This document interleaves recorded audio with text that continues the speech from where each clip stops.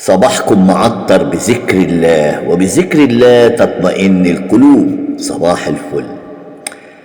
في أمثال كتير عملوها الجماعة إياهم. أول مثل يقول لك فرق تسد.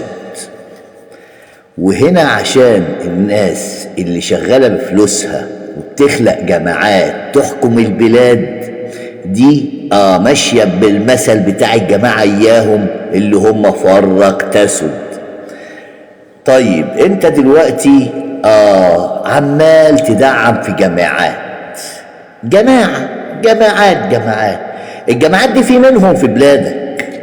انت النهاردة بتشجعهم وهم يعملوا كده، بكرة هيعملوا كده فيك. لازم تبقى فاهم الكلام ده، لان دول ما عندهمش ولاء لأي حاجة لابساهم يعني ولا لابسينها.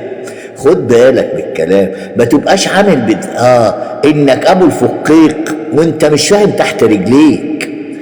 الدول ما بتتبنيش بجماعات، الجماعات بتخرب البلاد. وهاتوا امثال، تعالى نجيب امثال كده.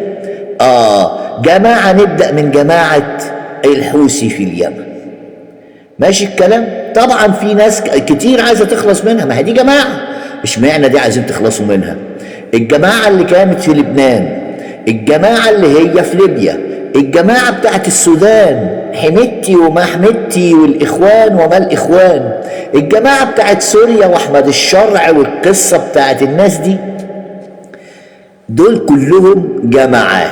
مين اللي بيدعمهم وعمال يمدهم باللارجات؟ أصحاب المليارات، أصحاب البترول، الذهب الأسود والخزائن المليانة. طب انت بتعمل النهارده كده، الجماعات دي ساكنه بلادكم برضه. خد بالك ان الجماعات دي ساكنه بلادكم، بل لسه ما جالهمش الامر انهم يعملوا انقلاب عليكم.